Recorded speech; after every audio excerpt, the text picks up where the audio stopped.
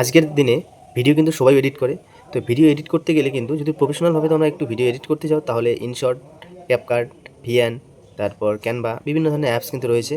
তো আজকে কথা বলবো ইনশট অ্যাপ নিয়ে। ইনশট অ্যাপে যারা ভিডিও এডিট করো তোমরা অবশ্যই জানো যে ভিডিও যখন এডিট করবে তখন কিন্তু ইনশটের যে ওয়াটারমার্ক সেটা কিন্তু ভিডিওর মধ্যে থেকে যায়।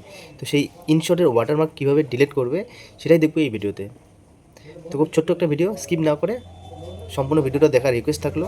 তো চলো দেখে নিই।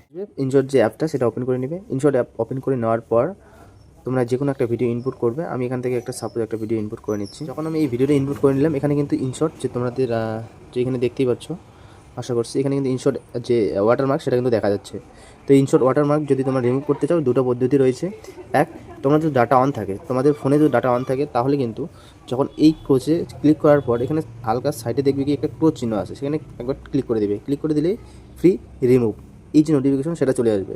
এখানে যদি ক্লিক করো, ক্লিক করার আগে তোমাদের দেখতে হবে ফোনে যদি ডাটা অন থাকে তাহলে তোমাদের ফোনে একটা অ্যাড শো হবে। আর যদি তোমরা ডাটা অফ করে এই কাজটা করো, অর্থাৎ ডাটা অফ করার পর ক্লোজ চিহ্নতে ক্লিক করলে, ক্লিক করার পর ফ্রি রিমুভে যখন ক্লিক করবে তখন কিন্তু তোমাদের কাছে কোনো অ্যাড আসবে না।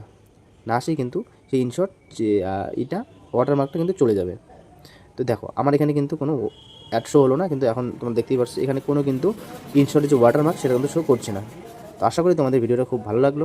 যদি ভালো লাগে অবশ্যই একটা লাইক করো এবং কমেন্ট করে যেও নেক্সটে কী ধরনের ভিডিও তোমরা পেতে চাও।